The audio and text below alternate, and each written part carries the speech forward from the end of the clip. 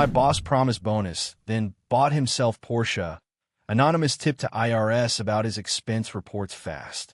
I'm standing in our stupid little all-hands circle by the kitchenette, paper cup of burnt coffee sweating in my palm, when he jingles his keys like he's about to perform a magic trick. Everyone's half awake, half pretending not to watch the new guy's PowerPoint about Q4 momentum. And then my boss, Glenn, goes, "Before we start, quick celebration," and points his thumb toward the windows like he owns the street outside, too. Go look. We all turn. Sun hits it first, like the universe is in on the joke. A brand new Porsche is parked right in front of the building, nose angled toward the entrance like it's posing. The kind of car you see in ads where someone's laughing in slow motion for no reason.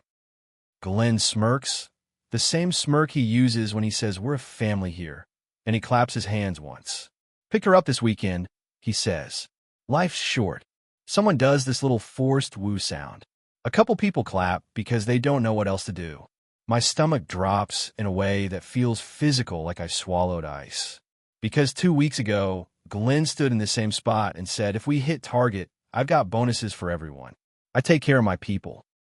He looked right at me when he said it, like he knew I was the one doing the extra hours, the spreadsheets, the client follow-ups, all of it. And now he's standing there, smiling, letting the car do the talking. About the bonuses, Marcy says, Marcy in sales who can't help herself. Her voice is too bright, like she's trying to keep it from cracking. "You said." Glenn's smile doesn't move, but his eyes harden like a door locking.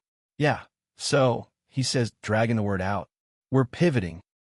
It's such a dumb word to hear in a room that smells like microwaved leftovers and copier toner.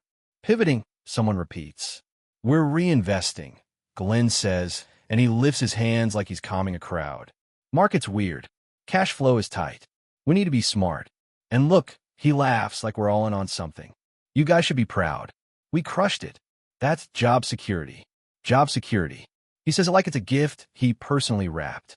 I feel heat crawl on my neck. My fingers tighten around the coffee cup, so hard it creaks. I can hear my heart in my ears, the way you can hear a bass line through a wall. The whole room is doing this collective silent math. The Porsche outside, the bonus promise inside, the fact that half of us have been taking lunch at our desks because we're in a push. Glenn points to the PowerPoint guy. "All right, let's get into it. Q1 pipeline."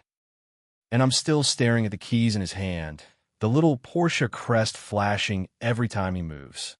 I'm thinking about my rent going up in January, about how I told my partner we could finally replace our dying fridge if the bonus came through, about how Glenn said he takes care of his people like it was a moral code and not just noise he makes to keep us working. My mouth opens before I could talk myself out of it.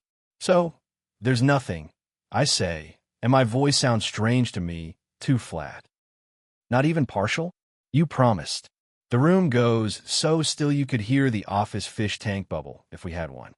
Glenn turns toward me, and for a second, I swear he looks genuinely surprised I spoke. Then his expression rearranges into something polite and dangerous. "I didn't promise," he says very calmly. "I said it was contingent, and I'm not going to debate compensation in a group setting." His tone makes it sound like I'm the one being inappropriate, like I'm the one who just bought a luxury car and parked it outside as a flex. My face burns. I can feel everyone's eyes bouncing between us like they're watching tennis. "Okay," I say, because I'm not going to cry in the kitchenette. I swallow hard. "Okay." Glenn turns away, already done with me. "Let's focus," he says. "We have goals." And in my head, something shifts from hot anger to a cold, quiet kind of clarity. The kind you get when you realize someone's not confused, they're just comfortable. It was a Tuesday night 2 months earlier when he made the bonus promise, and I remember it because my dinner got cold on the counter while I was still answering emails. Glenn had called a last-minute Zoom and insisted everyone be on camera, even though it was after hours. He'd done that whole, "I don't usually ask this of you guys" routine, which he absolutely did usually ask. He stood in front of a whiteboard like he was in a motivational poster. "We're close," he said, tapping numbers on the board. "Real close. And I know you're tired. I know you're grinding. I see it. I appreciate it." I believed him then. Not because I'm naive, but because I wanted to. He He had this way of saying things that sounded like he was doing you a favor by acknowledging reality. If we hit target, he said, "I'm putting my money where my mouth is." Bonuses. Real ones. Not pizza party garbage. We all laughed, relieved. Someone joked about finally fixing their car. Someone else said they'd pay off a credit card. Glenn smiled like Santa. "I take care of my people," he said again.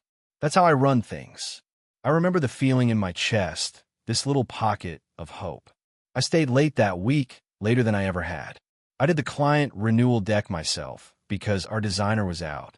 I caught a billing error that would have cost us thousands. I picked up calls on a Saturday. My partner watched me pace the living room, laptop open, and didn't complain once. And then we hit target. We got an email. "Great job, team. Proud you all.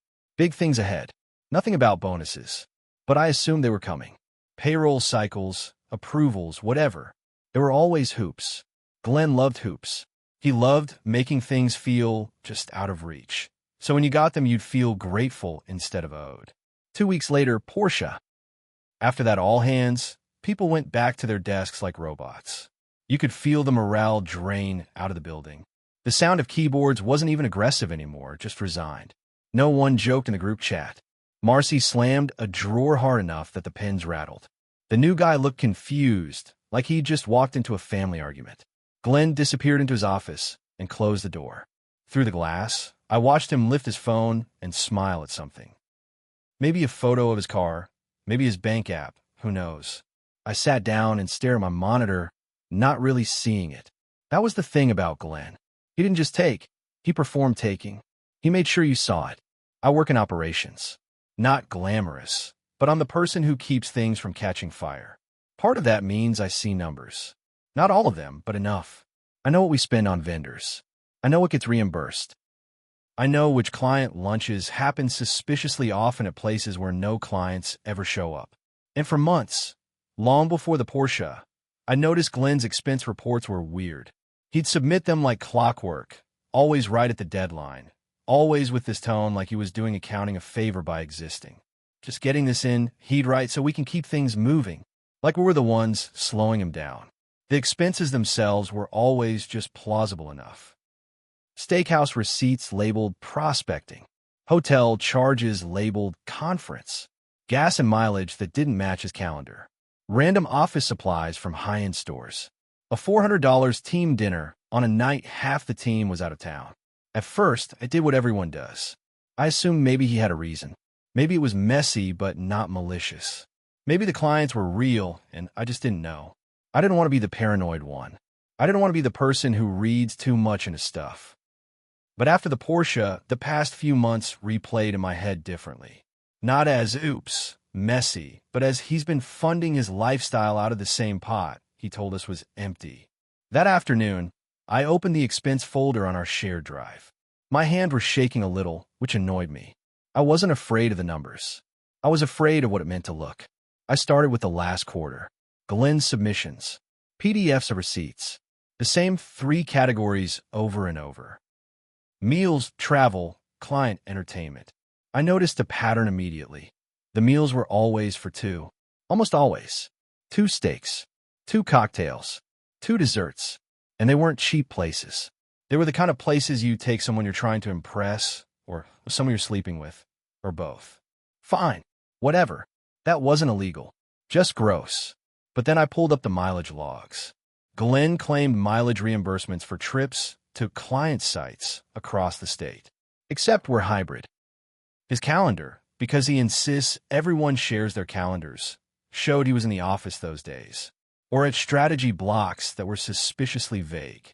And on one day, he claimed a 180-mile round trip. He'd been in a 2-hour Minter lunch on his calendar. In our city, at a restaurant I could see from my bus stop. I clicked on a hotel charge, a weekend stay at a resort 2 hours away, labeled Industry Summit. I searched our emails for that summit. Nothing. No registración. No agenda. No follow-up notes. Glenn wasn't the kind of person who went to summits without announcing it like he'd discovered fire. My throat went dry. I kept going. I don't know why. Maybe I wanted it to be a one-off. Maybe I wanted to find something that proved I was being unfair. Something clean. Instead, it got worse. A client dinner receipt with 4 people, except the receipt listed table for 4, and the tip line had a handwritten heart next to it. That could have been nothing. But the date matched a Friday where Glenn told the team he was offline because of a family commitment. He'd said that with a little sigh like being a husband was such hard work. There were office supplies charges at a boutique electronics store, noise-canceling headphones, a smartwatch, accessories, labeled work equipment. None of that came into the office. And then there were the flights. 2 plane tickets to Florida. One labeled Glenn H. The other labeled a name I didn't recognize.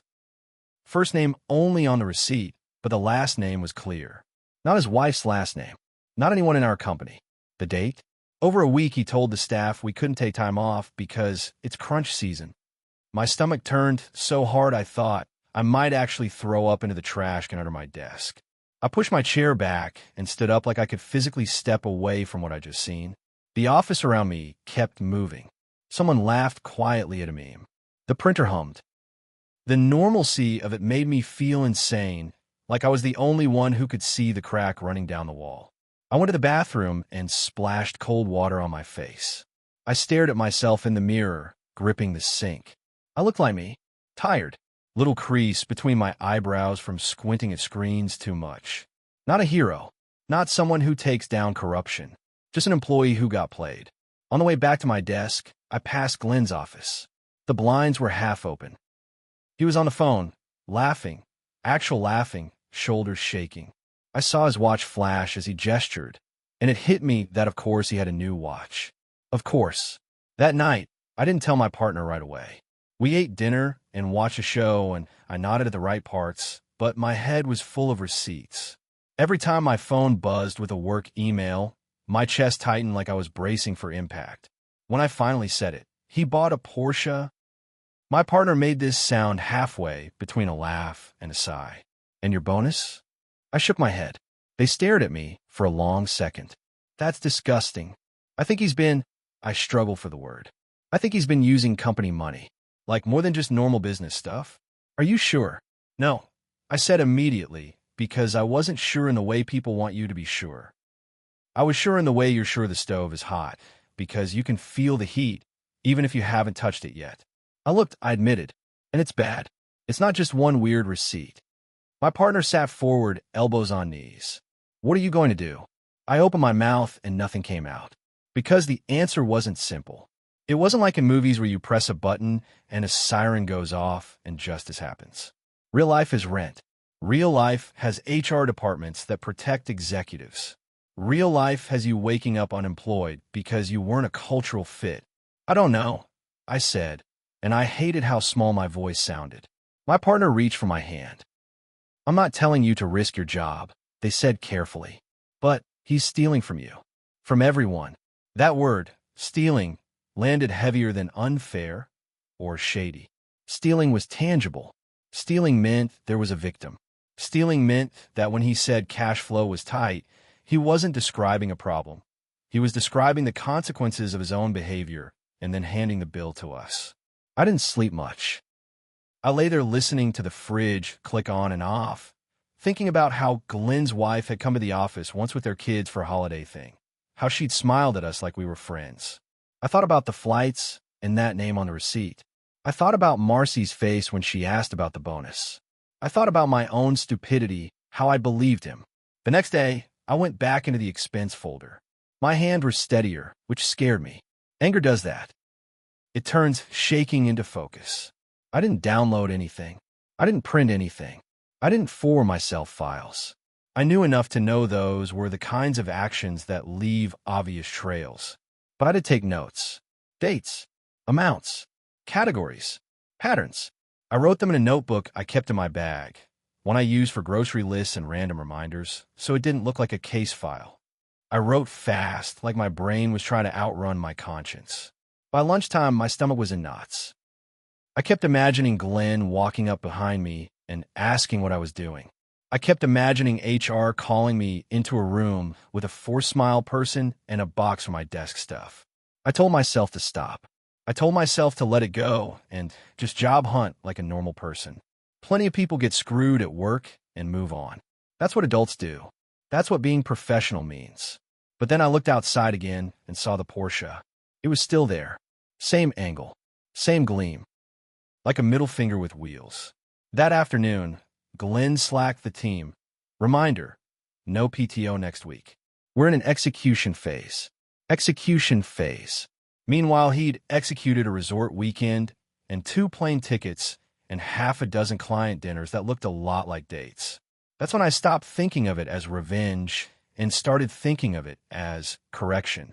Like balancing a scale that was so tilted, it was practically on the floor. I'm not proud of the next part, but I'm also not going to pretend I didn't do it. I went home and Googled how to report expense fraud, and then immediately felt my heart jump because the phrase itself sounded like a crime. Like I was the one doing something wrong by typing it. I found a bunch of stuff, generic whistleblower pages, vague corporate ethics hotlines, warnings about retaliation. Some of it was for internal reporting. Some of it was for government agencies. I learned quickly that if you report internally, it becomes a company problem before it becomes a legal problem. And companies are very good at solving problems by removing the person who created them. I also learned that reporting tax fraud, if that's what it was different. Not HR. Not please fill out this form and attach evidence. There were actual channels. The word IRS made my skin prickle, partly because it felt dramatic and partly because it felt final. Like once you pull that lever, you can't shove the train back into the station. I stared at the screen for a long time, cursor blinking in an empty box, my laptop light reflecting on my hands. My partner sat beside me, not pressuring, just present. Every once in a while they'd ask, "You okay?" And I'd nod like my body was here, but my brain was still in that expense folder. I thought about Glenn's face when he said, "job security." I thought about how he said he wouldn't debate compensation, like the problem was my tone and not his Porsche.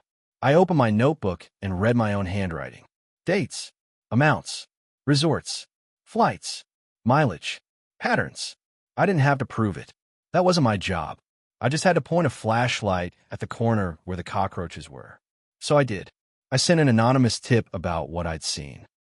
That an executive at a small company was submitting questionable expense reimbursements and travel charges, that the patterns didn't match business activity, that there were repeated client entertainment, meals and mileage claims inconsistent with calendars, that there were flights and resort charges labeled as business without supporting documentation. I included the months and approximate totals. I didn't attach files. I didn't name myself. I didn't dramatize it. I wrote it like someone who wanted to be taken seriously, not like someone writing fan fiction about justice. When I hit submit, my stomach dropped again, different this time. Not anger. Fear. The kind that makes your mouth taste metallic. For days, nothing happened. Of course nothing happened. Life doesn't respond to you like an app. Work continued. Glenn strutted. He posted a photo of his Porsche steering wheel on LinkedIn with a caption about rewarding yourself for hard work. He wrote it like he was a motivational speaker, like the money came from his hustle and not from the people he'd leaned on. The team got quieter. People started leaving early. Not in a dramatic walkout way, just in a "I'm not giving you extra anymore" way. Marcy updated her resume during meetings. Someone in support called in sick twice in 1 week, which they never did. The new guy stopped smiling. Glenn didn't notice, or if he did, he didn't care. He'd already gotten what he wanted. Then, one Thursday afternoon, accounting sent a message asking everyone to please ensure all receipts are properly documented going forward, and a reminder that reimbursements must be business-related per policy. It was a generic email, but the tone was sharper than usual. It had that corporate stiffness that only shows up when someone's nervous. A week after that, Glenn stormed out of his office during lunch. Like actually stormed, door opening hard, footsteps loud. People looked up from their screens. "Where's Diane?" He barked, meaning our finance manager. Diane, who is the most calm human I've ever met, stood up slowly like she was approaching a wild animal. "I'm here. We need to talk," Glenn snapped. Diane didn't flinch. "We could talk in my office." Glenn's jaw was clenched. He looked rattled. Not angry in his usual performative way. This was different. This was the face of someone who didn't control the room anymore. They disappeared into Diane's office. The door shut. The blinds tilted. No one said anything, but the air changed. People stopped typing. Someone in sales pretended to cough just to cover the silence. 10 minutes later, Glenn came out looking pale. Not sick pale, cop pale. He walked straight to the bathroom and stayed there a long time. That night, my partner and I ate dinner in front of the TV, and I barely tasted anything because my brain was doing this loop. Is this it? Is this because of me? Or am I imagining patterns because I want them? I kept waiting for someone to tap my shoulder and say, "We need to talk." I kept waiting for Glenn to stare at me too long, for his eyes to narrow like he'd smelled something. He didn't, at least not at first. Over the next couple of weeks, weird little things happened. Glenn stopped leaving his receipts in the shared folder as casually. Diane asked for additional documentation on expenses more often. Glenn started coming in late and leaving early, which was hilarious considering his no PTO decree. He snapped at people for tiny things, file names, meeting titles, the temperature in the office. One afternoon, he called another all-hands. No por chiquis.